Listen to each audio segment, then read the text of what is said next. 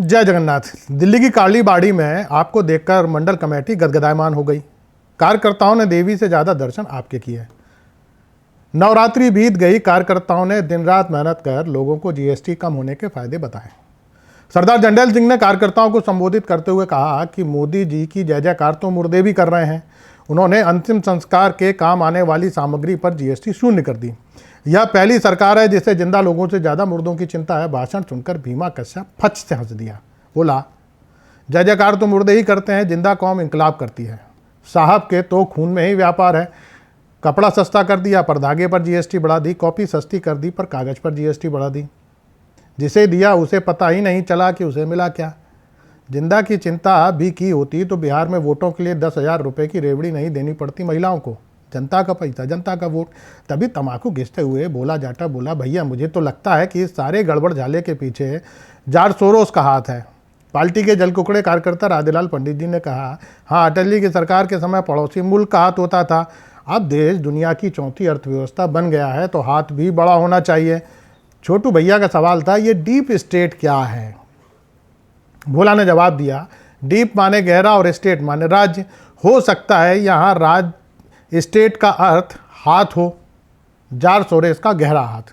रमदेव प्रजापति ने कहा कि भाई जब नारा स्वदेशी का लग रहा है तो हाथ भी स्वदेशी ही होना चाहिए। भोला ने पूरी गंभीरता से कहा, विदेशी हाथ बताने से मामला गंभीर हो जाता है।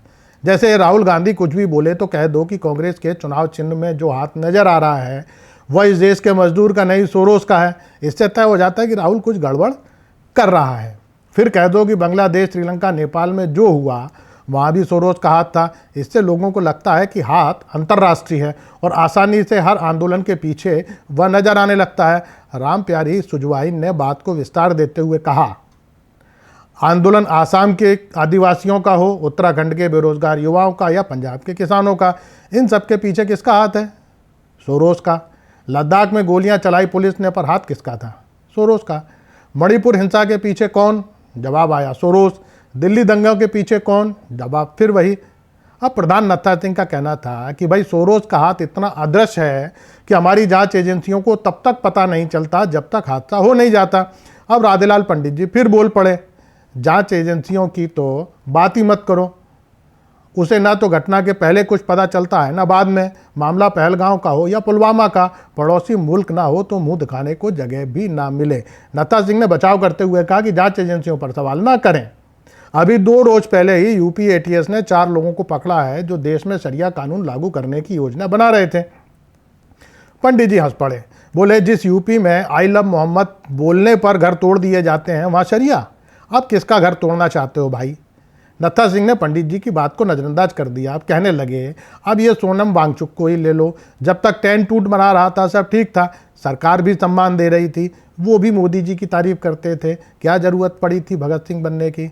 अब भगत सिंह बन ही गए हो तो फांसी तो तय है। ठाकुर अजगर सिंह नशे में धुत बैठे थे। भगत सिंह का नाम सुनकर चौंक पड़े। कहने लगे, कौन भगत सिंह? भाई कुछ बनना ही है तो नाथूराम गोड से बनो, फिर मंदिर भी बनवा देंगे और जय जयकार भी करेंगे। मंडल कमेटी अजगर सिंह की बात सुनकर इतनी प्रसन्न हुई कि उन्हें नक्शा मुक्ति कमेटी का संयोजक बनाने का प्रस्ताव तत्काल पास कर दिया। प्रभु इस बार फिर सट्टे के फड़ को लेकर कल्लू कसाई और लच्छू सेठ में ठन गई। कल्लू ने सरदार जंडेल सिंह से कहा कि देखो, ये समय देश को आत्मनिर्भर बनाने का है, स्वदेशी का है। लच्छू सेठ के सट्टे के तार दुबई से जुड़े हैं। अगर उसे सट्टे का फड़ मिल जाएगा तो वो शुद्ध स्वदेशी तरीके से इसे चलाएगा। कल्लू ने अपने पट्टों से कह दिया है कि वे विदेशी तमंचों से दूर रहें, देसी कट्टों और लाठियों का ही प्रयोग करें। जिसका फर्ज सर फोड़ें उससे स्वदेशी खून ही निकलना चाहिए। अब एशिया कप जीतने पर आपको बधाई। ऑपरेशन सिंदूर एक बार फिर सफल रहा। इस बार मंडल कमेटी ने तय किया था कि टीवी पर मैच नहीं देखेंगे, रेडियो पर कमेंट्री सुनेंगे। भारत के जीतने पर सभी ने मिठाई तो खाई पर हाथ नहीं लगाया, सीधे मुंह आगे कर दिया। पहले ने दूसरे को मिठाई खिलाई और दूसरे ने पहले को।